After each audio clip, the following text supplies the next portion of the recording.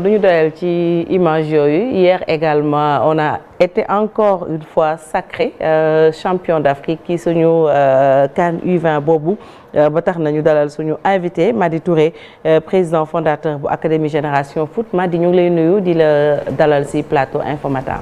maa ngi lay nuyu Chérif maa ngi nuyu ñëpp. di nuyu téléspectateurs yi. et puis ci leen di jaajëfal yi ñëpp. très bien aywa Chérif ñun nañu soobu ci waxtaan bi. am na benn photo boo xam sax xam naa Apulaay bu paree dinañu ko wane ñu commenté photo boobu mais laata loolu Mady.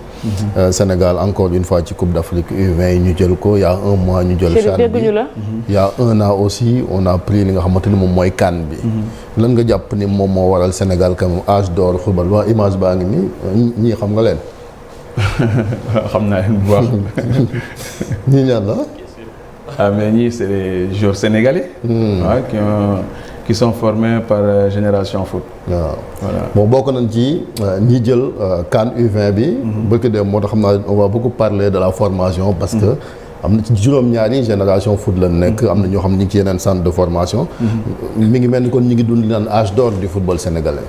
waaw c'est âge d'or mais bon comme li ma ko yàgg a waxee rek ce qui est important aujourd'hui c'est l'ensemble de notre football et formation bi ñuy def c'est auparavant et aujourd'hui si Sénégal nekkee si niveau bi tey liggéey la et là ça doit nous permettre de travailler davantage et su may wax avantage mooy aujourd'hui c'est la formation et qui parle de formation parle de l'éducation et aujourd'hui éducation mooy lépp et ce qui disait le président Nelson Mandela nee na l'éducation c'est l'arme la plus puissante que nous devons utiliser pour changer le monde. Et aujourd'hui boo gisee tey football est devenu une économie donc moo tax tey c'est boo xoolee tey sama programme bi ma koy teg j'avais parlé donc de la politique de développement et si politique de développement bi tey fédération si boppam mi ngi wax dafa war a créer académie fédérale il y a la formation et la détection et aujourd'hui bu ñu buggee suñu football gën jëm kanam état bi aussi si suñu programme ñu waxoon infrastructure c'est infrastructure yi tey mooy Sénégal mi ngi koy def sur les 14 régions te bu ñu ñëwee auparavant xool Génération Foot on parle des écoles de football yi aujourd'hui ils sont plus de 1200 écoles de football soo si jëlee à peu près 100 gamins ça fait 120 000 ñu ne dañuy jël ci éducateurs c'est à peu près 25 000 éducateurs yoo xam ñoo war a nekk ci au niveau de ces enfants donc réussite bi tey c'est l'ensemble du football sénégalais et moo tax tey sur les 28 clubs professionnels club bu nekk dafa war a am centre de formation donc tey formation bi moo gagné donc maintenant nag ñun tey li ñu war a def mooy travailler davantage pour pérenniser ko nag il faut que ñu liggéey en profondeur. Voilà Mady yaa ngi wax formation bi moom moo jur résultat yi mais yow en tant que président bu yor académie boo xam ne day former naka nga maanaam dem ba am lu mel nii surtout ban liggéey ngay def au quotidien parce que ñun résultat yi rek la ñu gis mais ci suuf y a un travail qui se fait matin midi soir. ba tey jii ñu yeewu mën a gis ay gune yoo xamee ni di nga jóge fin fond Sénégal ku ci mel ni Lamine Camara bi nekk meilleur joueur compétition bi jóge ba jululu ñëw Génération Foot et loolu c'est qu'il y a une organisation boo xam ne ça a été mise en place ba ñu mën a jur mooy détection bi nga wax waaw mooy la formation bon xam na léegi football c'est comme une école et l'objectif c'est de former des hommes booy dem école tu pars à l'école à partir de 5 ans donc c'est la maternelle après c'est l'élémentaire après c'est collège après collège c'est post-bac football léegi donc il faut commencer à l'âge de 5 ans mooy initiation après initiation il faut aller à la préformation après préformation il y a la formation après professionnelle donc bu ñu leen récupérer une fois que na dugg ci formation bi dafa am liggéey boo war a def quand on est en formation il y a la nutrition. C'est ça. Il y a l'hébergement des joueurs. dëkkal ak dundal. waaw dëkkal ak dundal mais mais il faut aussi avoir un plateau médical.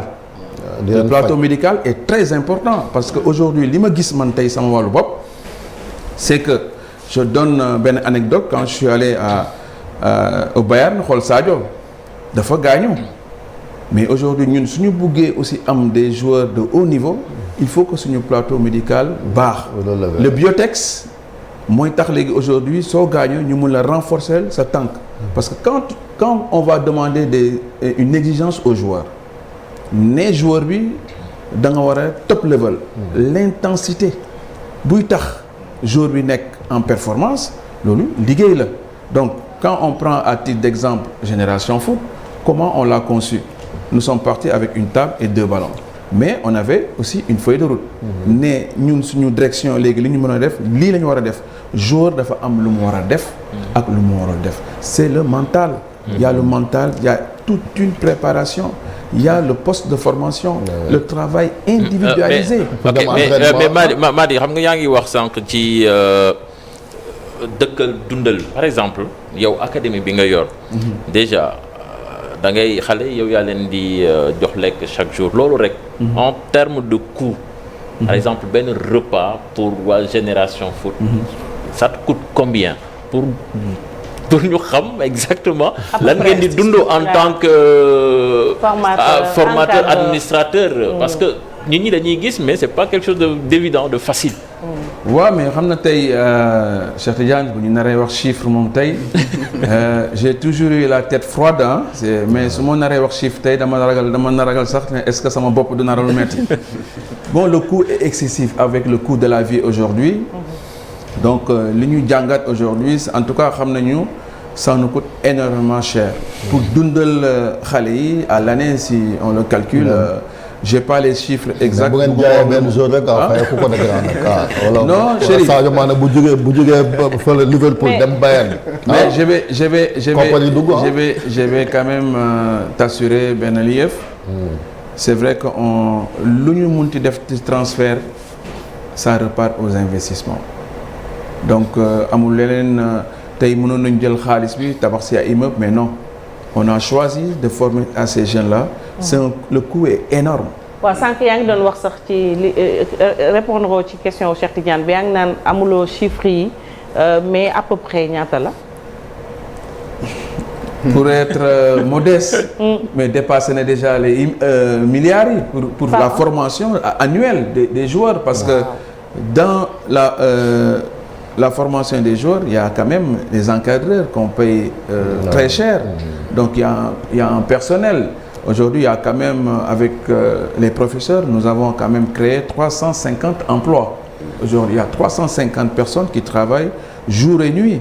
Donc à GF, donc nous avons à peu près 130 jeunes. Donc boo leen jëlee 130 jeunes, la préformation, la formation, le groupe professionnel, les jours sont payés. Donc mun naa joxe benn chiffre ça nous coûte à peu près 60 à 70 millions par mois en matière de donc 130 jeunes par exemple c'est 130 repas c'est 130 repas par jour c'est añ ndekki reer le coût est énorme et on a eu la chance d'avoir un partenaire et comme li ngay wax aujourd'hui en disant FCMS que xaalis bi ñëw on renonce à toutes les indemnités de formation. Pourquoi? On le renonce pour donner la faculté à l'enfant de partir. Nous, on ne bloque pas les gamins ici. Aujourd'hui, vous avez vu, Metz a pris 3 joueurs. Sous fait il y avait une indemnité, bon, dañ koy réclamer Metz. Sachez, aussi, l'indemnité est calculée à 310 000 € par joueur. Ça, c'est l'indemnité de formation. Il y a l'indemnité de transfert qui varie entre 0 et X millions. Donc, je donne à titre d'exemple, quand Barcelone nous avait contacté pour Pape Matar Sarr, il y avait une proposition de 5 milliards. Mais je n'ai pas regardé les 5 milliards. D'amener, non, processus jour, si je suis Barcelone, je prends 5 milliards. Est-ce que Pape Matar Sarr intérêt boy donc il est allé au FCMS, il faut avoir une feuille de route de ces jeunes-là, nous jël étape par étape. Et tout à l'heure, j'ai entendu le doyen Abdoulaye Diaw, nous laaj ko comment faire pour pérenniser ces jeunes-là après le sacre des U20. C'est vrai, il y a un aménagement aussi, on le met en place avec la famille.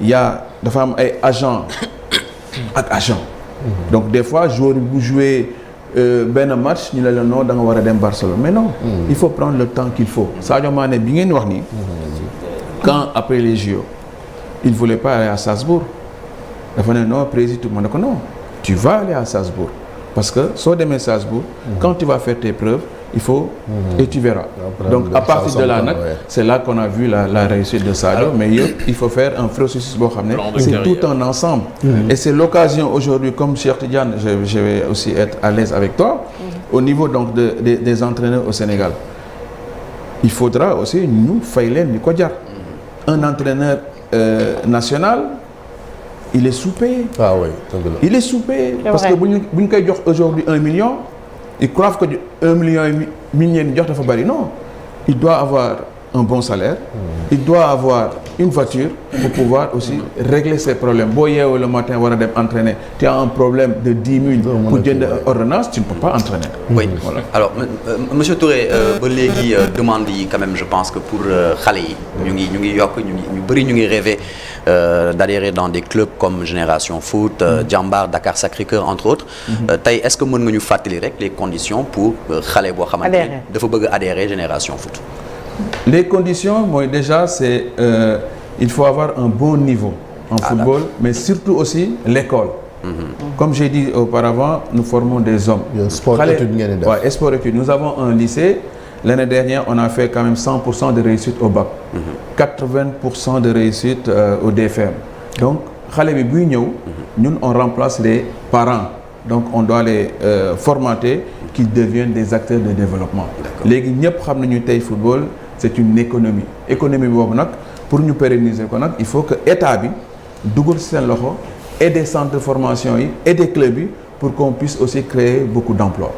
Mais par exemple et des centres de formation comme ni nga ko waxee déjà Chérif mi ngi la koy wax sànq ni que da ngeen di recevoir xaalis bu bari ci transfert yi tey jii suñu waxoon ni nguur gi par exemple mu dimbali centre bu mel ni Génération Foot dañuy wax ne ah non ñoom am nañ xaalis foofu lañ ko jàpp est-ce que c'est ce qui est c'est le bon discours est-ce que yéen soxla ngeen ndimbal wala ban genre ndimbal de la part de l'État.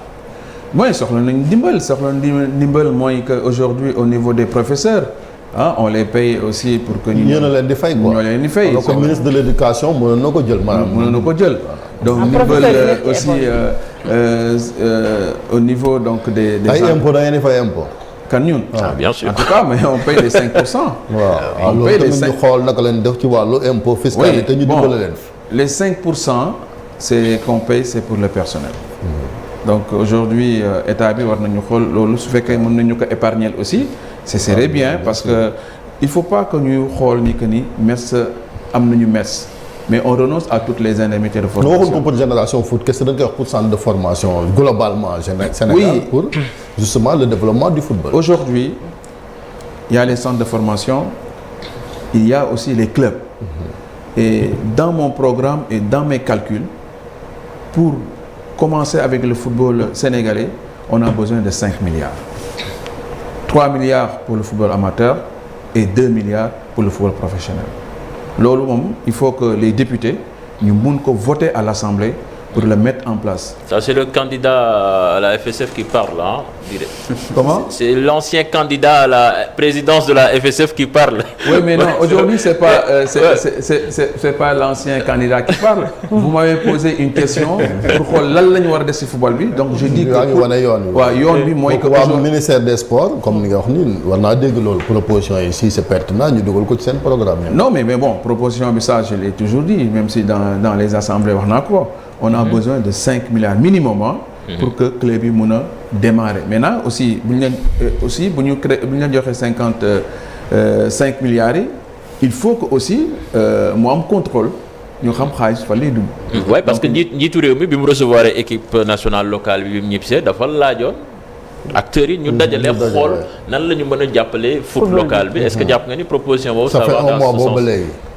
waaw mais bon ku nekk yaa xam li ngay defaree sa yëf mais en tout cas man aujourd'hui pour ma part su ma président Macky Sall laajoon aujourd'hui le dossier est prêt parce que loolu préparé naa ko ba may nekk candidat et aujourd'hui xam naa en toute modestie lan la ñu war a def pour suñu football jëm kanam. Alors monsieur Touré sans pour autant remettre en cause liggéey bi nga xamante ni jot ngeen ko def ba pare il y a encore ce côté palmarès en club boo xamante ni ça fait encore tache d'huile dans le palmarès global du football sénégalais que reste-t-il justement à abattre comme travail pour mën a yegg ci trophées continentaux avec les clubs.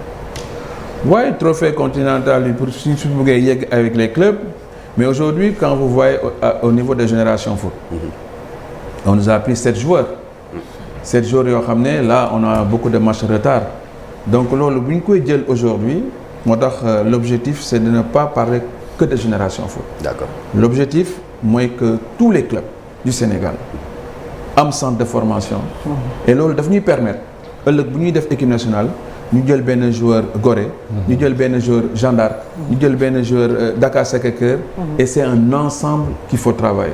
ñun créé wuñu génération foot aujourd'hui que je l'ai toujours dit je suis un acteur de développement. nan la ñu mën a def pour aider les autres. ñu mën a am aujourd'hui centre de formation pour que ñu mën a liggéey ensemble. Aujourd'hui c'est très compliqué maintenant ëllëg su fekkee ni on peut garder les joueurs. Aujourd'hui même changé nañu sax processus mooy que les joueurs de génération foot partiront à partir de 19-20 ans. Lamine Camara bu muy am 18 ans que Metz demande que j'ai refusé et je vous raconte je vais vous dire une anecdote bu mu signé contrat Metz m'a demandé il faut que ñu dem. kon warul woon jouer compétition bi ak. et là j'ai dit que on a quand même une coupe d'Afrique nañu bàyyi xale yi jouer coupe d'Afrique ak U20 ñu doog a dem. Donc là on a participé pour que xale yi andi seen apport dans l'équipe nationale. Mais maintenant ñun génération foot on s'est dit même si on gagne pas de titre si le Sénégal gagne je préfère que le Sénégal gagne que génération gagne des trophées. loolu moom mooy patriotisme. Très bien parce que ñi amoon naa benn peut-être benn laaj Mady mooy dañuy gis ne c'est pas la première fois ñuy dem finale donc dem nañu finale U20 demati te génération yooyu après duñ leen gis lan moo waral loolu alors que am nañu place su ma juumulee ci suñu équipe nationale bu mag bi génération yi fan la ñuy jaar encadrement bi suivi mooy des lan moo tax. Bon génération yi c'est dafa am comme li may yàgg wax joueurs yi le conseil il y a 2 conseils il y a le joueur qui écoute après day réussir le joueur qui n'écoute pas avec sa famille il va lâcher par exemple bu ñu jouer U20 ñu nekk par exemple là les gars de U20 dañuy yàkkamti dem or que da nga war a réfléchir xool ban direction ña war a jël et direction bi aussi joueurs yi dafa am joueurs yoo xam ne dañuy gaaw a beeyu dañuy gaaw a doyal ils ont gagné aujourd'hui U20 bu ñu ñëwee fii bon ils changent d'attitude attitude bi mooy lan commencé nañu soo leen ooyee dootu ñu jël bu ñu ñëwee ils ont la grosse tête parce que grosse tête surtout bu prime yi bëree waaw xaalis bi bëree et puis ñu ñëw bon je ne peux pas aujourd'hui par exemple li ngeen di joxe xaalis bi je ne dis pas que c'est pas bien. D'accord moi c'est à 100%. Moo tax dans mon programme j'avais parlé de caisse de solidarité. La caisse de solidarité day régler problème yu bëri. prime yi bu ñëwee xam nga prime yooyu nag membre délégation bi ay fédération yooyu ñooñu li ñu jox ci prime bu bëri ñooñu la seen i prime war a wàññeeku ñu def ko caisse solidarité gone yi amul salaire ñu bàyyi leen oui mais xam na Sadio a commencé avec un salaire de 800 la commencé et pourtant Sadio bi mu ñëw Metz phénomène la soo leen teelee wane xaalis li ñu war a def pour yegg à niveau bi ñu bëgg duñ fa yegg ba ñu foo ne yegg nañu et là c'est dangereux donc ce qu'il faut faire aujourd'hui au niveau de ces jeunes c'est les parents mooy que bu ñu ñëwee ñu gagner par exemple U20 dañu war a jël benn temps d'adaptation xool club bi ñu war a dem bañ a yàkkamti dem par exemple dans les grands clubs je donne à titre d'exemple Wagué il est allé à Barcelone et à un moment donné quand les gens m'ont posé mu ne que c'était pas la meilleure solution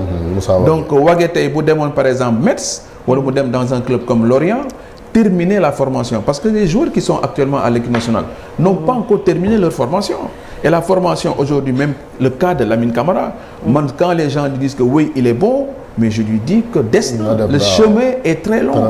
Pourquoi Sadio a réussi? Parce que Sadio a écouté. Donc il y a l'écoute.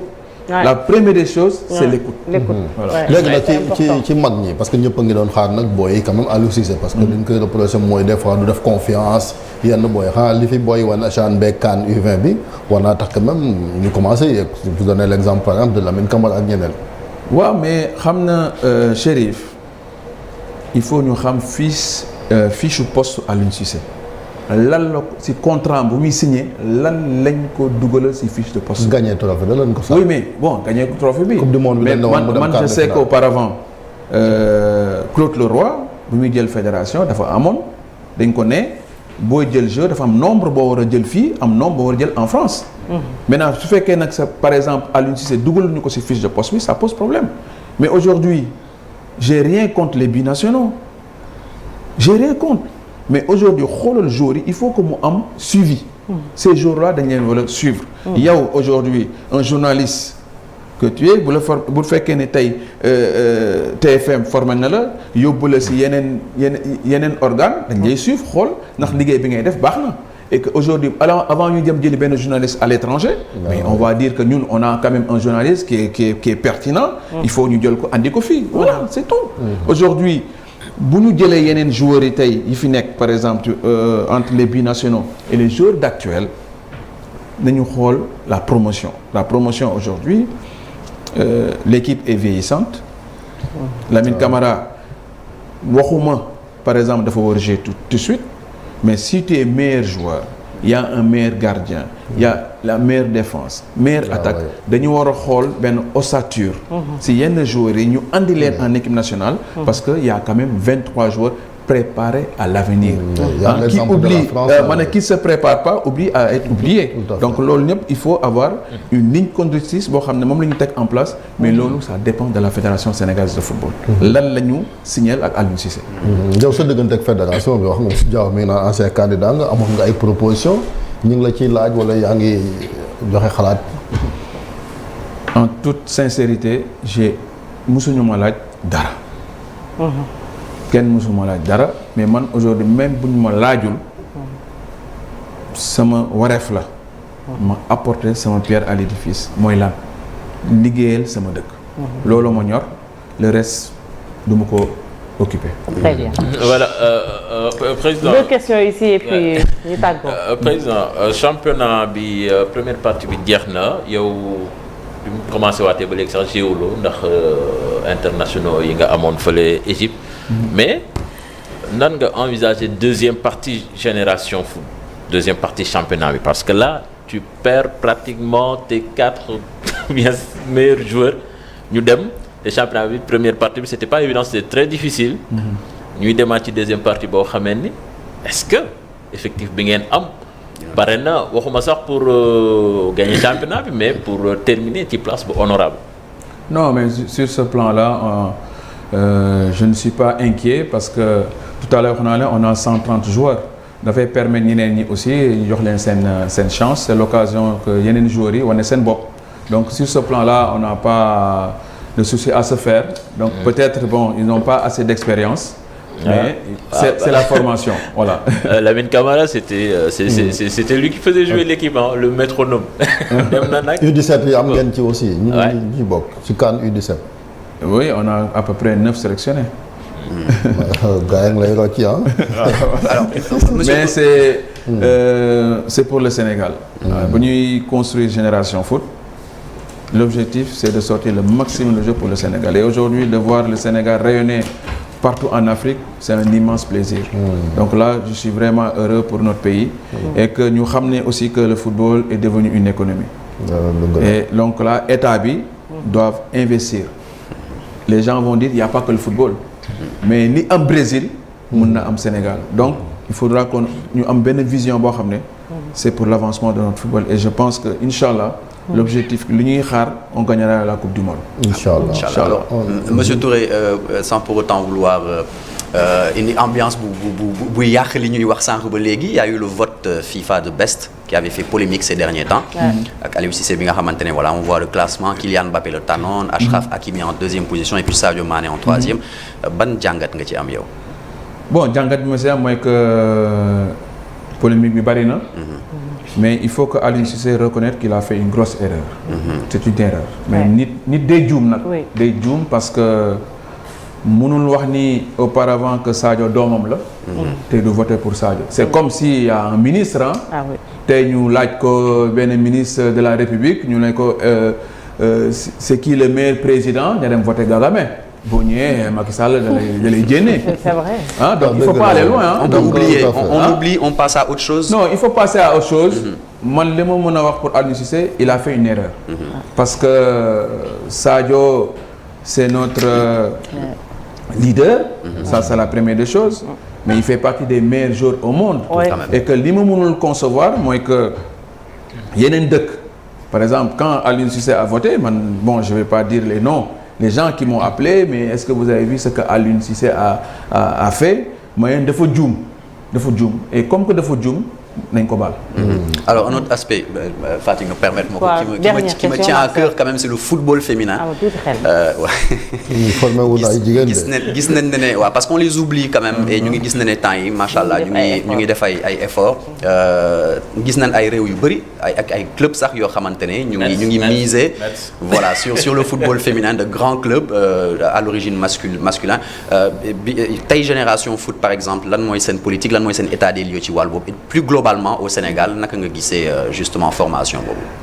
Non mais bon dans mon programme j'avais parlé du football féminin. D'accord. Et que là ñu ngi créer on est en train de créer donc section féminin bi ñu ko nar a créer bientôt. D'accord. Donc